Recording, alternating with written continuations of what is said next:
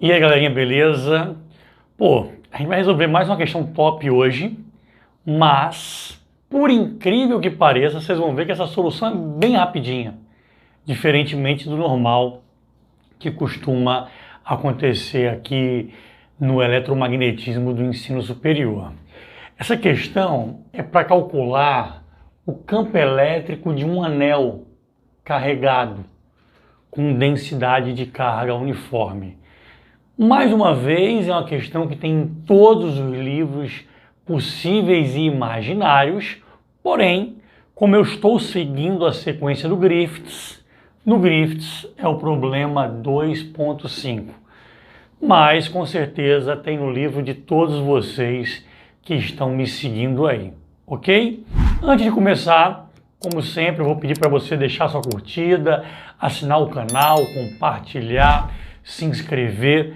Não tenho dúvida, essa questão é rapidinha, mas dá muito mais trabalho para a gente resolver uma questão dessas para ajudar vocês do que você simplesmente dar uma curtidazinha aí, né? Então, dá uma força aí para o nosso time, tem muita gente trabalhando para ajudar vocês.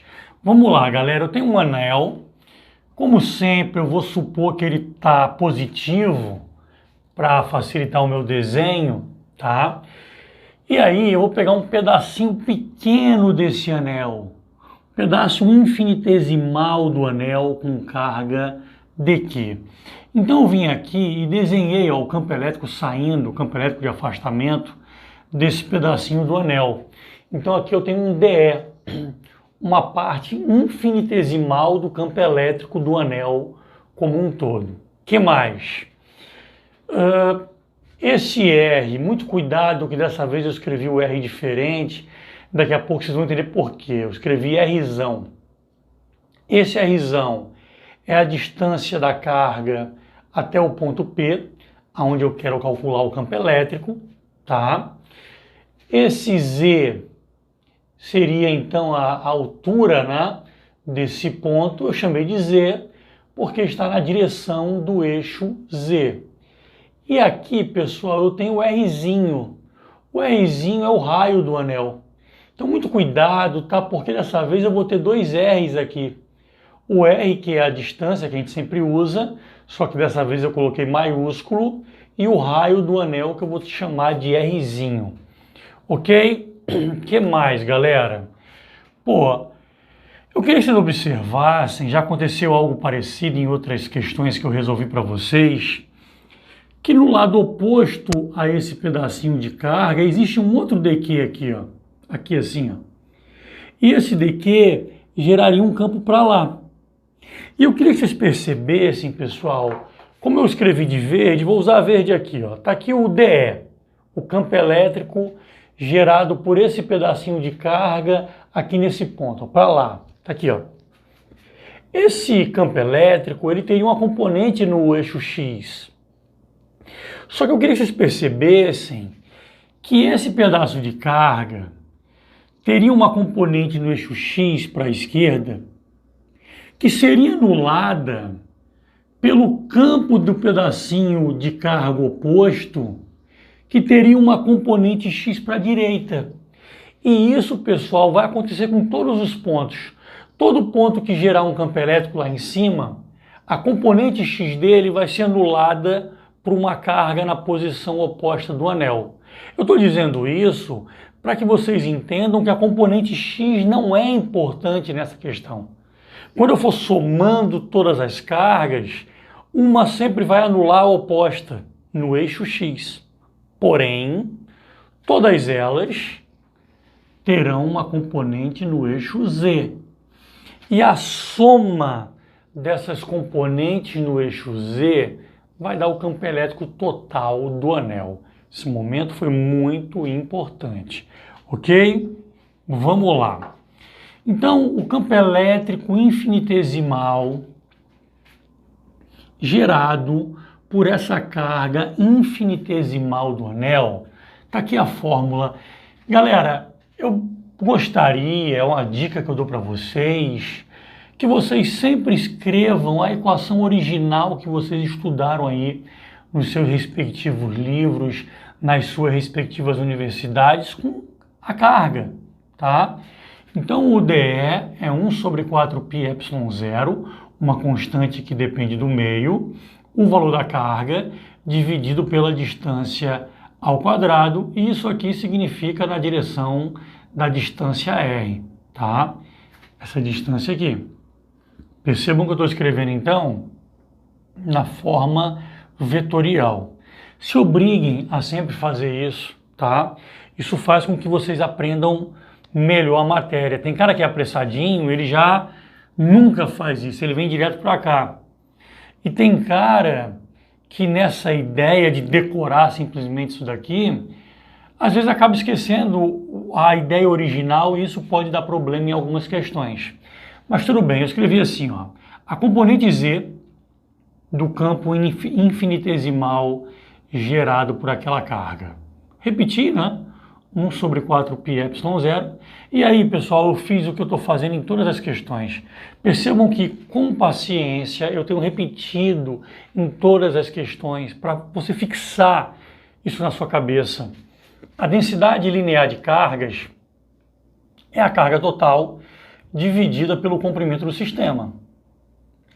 Pô, eu poderia escrever isso aqui, então, dizendo que a densidade seria o pedaço de carga infinitesimal que eu peguei, dividido pelo comprimento infinitesimal do anel. Esse pedacinho aqui do anel, bem pequenininho, seria o dl. Lembrando, a questão diz que a densidade de carga é constante. Então, se eu pego uma carga infinitesimal e divido pelo comprimento infinitesimal que ela ocupa, eu vou ter a densidade. Então, de novo, ó, o dq é lambda dl.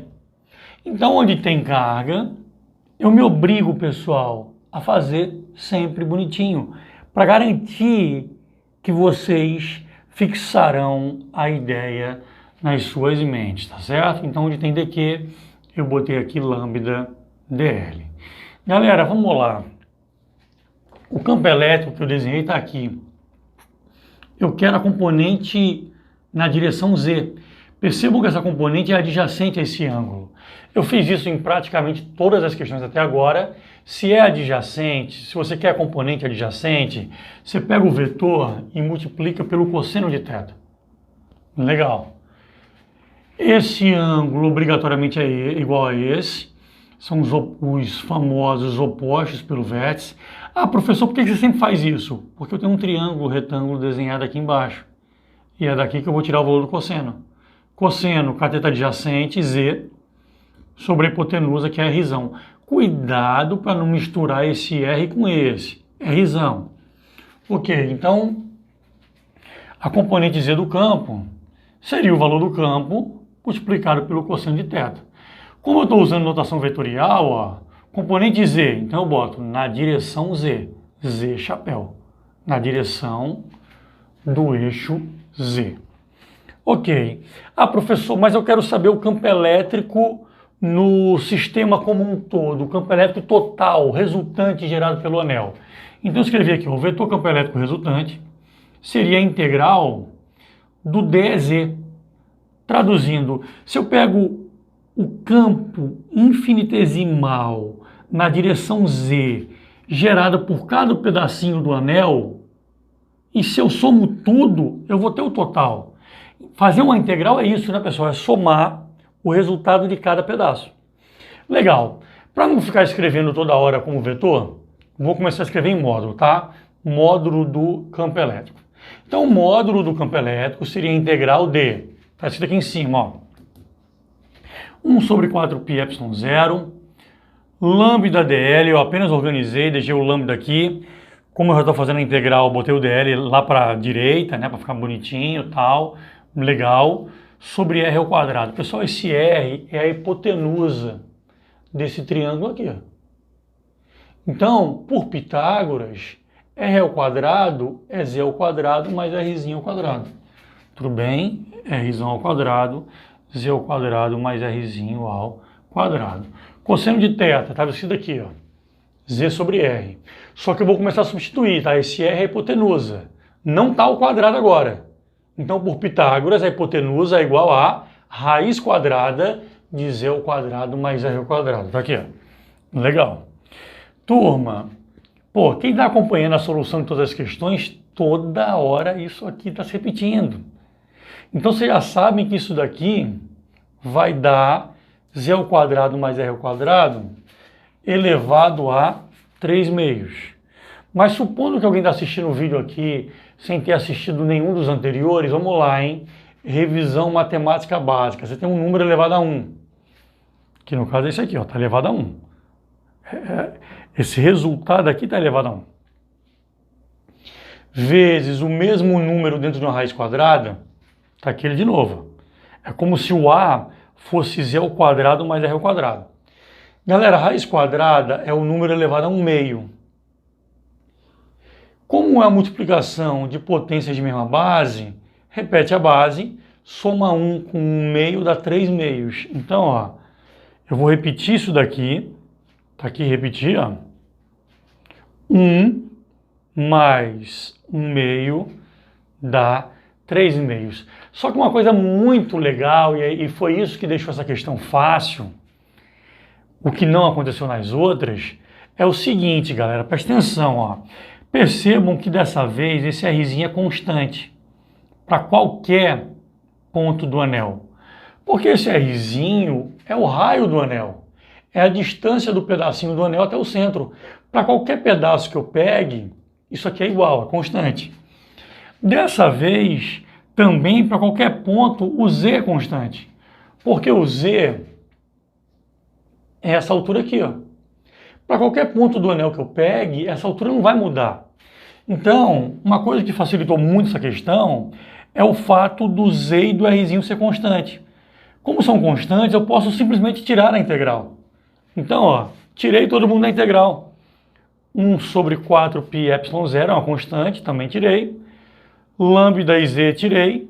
E esse valor aqui de baixo eu também tirei. Então foi muito fácil, pessoal. Porque agora era a integral de dl. A soma dos pedacinhos de todos os comprimentos de um anel.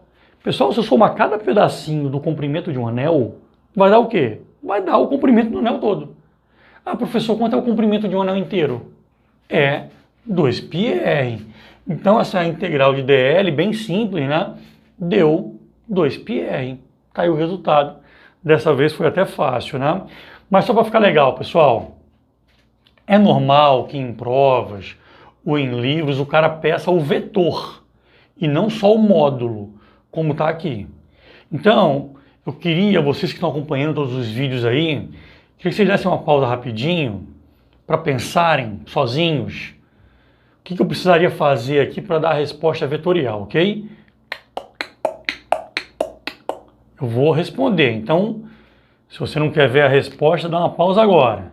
Se eu quisesse responder o vetor, o vetor campo elétrico é isso aqui na direção Z. Z, chapéu. Lembrando, já falei isso várias vezes, tem livros que botariam K, setinha em cima. Tudo bem? Galera, espero que vocês tenham gostado. Esse aqui foi bem rápido, né? Lembrem de curtir, assinar o canal, compartilhar com os amigos e até a próxima, até o nosso próximo vídeo. Beleza? Beijo do gordo.